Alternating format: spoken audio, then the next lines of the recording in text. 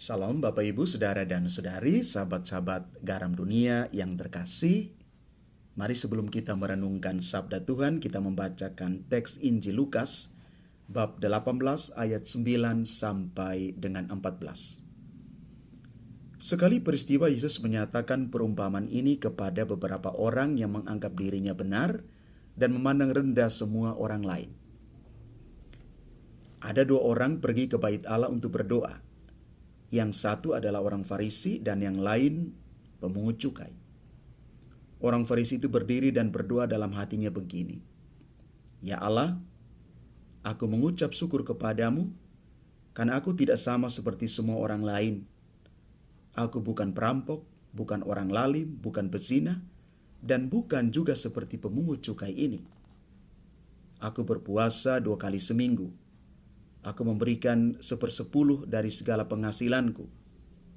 Tetapi pemungut cukai itu berdiri jauh-jauh, bahkan ia tidak berani menengadah ke langit, melainkan ia memukul diri dan berkata, "Ya Allah, kasihanilah aku orang berdosa ini." Aku berkata kepadamu, orang ini pulang ke rumahnya sebagai orang yang dibenarkan Allah, sedang orang lain itu tidak. Sebab barang siapa meninggikan diri akan direndahkan, dan barang siapa merendahkan diri akan ditinggikan. Demikianlah sabda Tuhan, terpujilah Kristus. Bapak, Ibu, Saudara, dan Saudari yang terkasih di dalam Tuhan. Yesus mengatakan di dalam Injil hari ini, barang siapa meninggikan diri akan direndahkan, dan barang siapa merendahkan diri, dia akan ditinggikan. Doa yang benar adalah doa yang timbul dari kedalaman hati dan juga kerendahan hati yang luar biasa.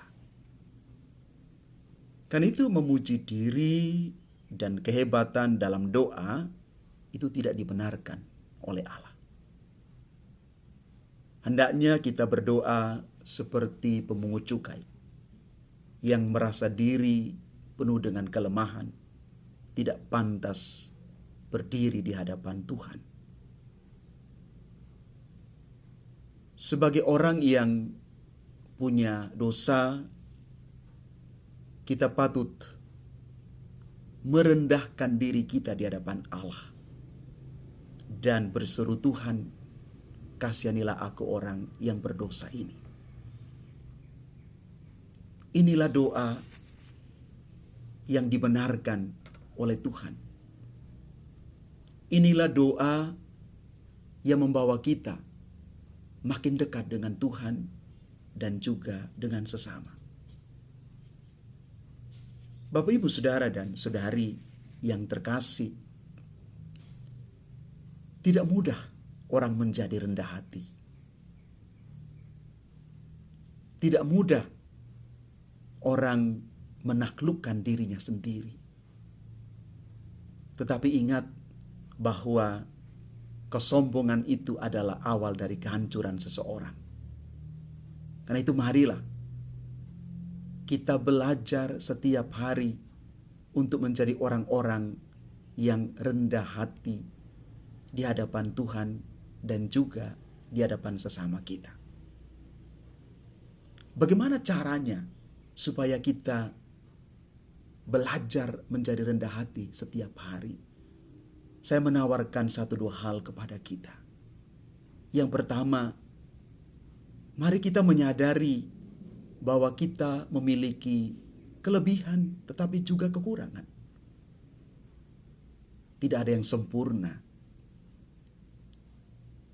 Yang kedua, mari kita belajar untuk banyak mendengarkan, bukan berbicara.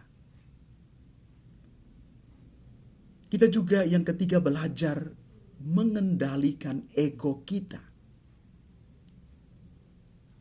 Dan yang terakhir, kita belajar untuk tidak iri hati terhadap keberhasilan orang lain. Kita mengapresiasi apa yang dicapai oleh saudara-saudari kita. Dengan demikian Bapak Ibu, kita belajar untuk rendah hati dari waktu ke waktu. Sekali lagi Bapak Ibu yang terkasih, mari kita belajar menjadi rendah hati. Karena di sana kita menemukan kesejatian hidup kita sebagai orang-orang Kristiani. Tuhan memberkati kita sekalian. Amin.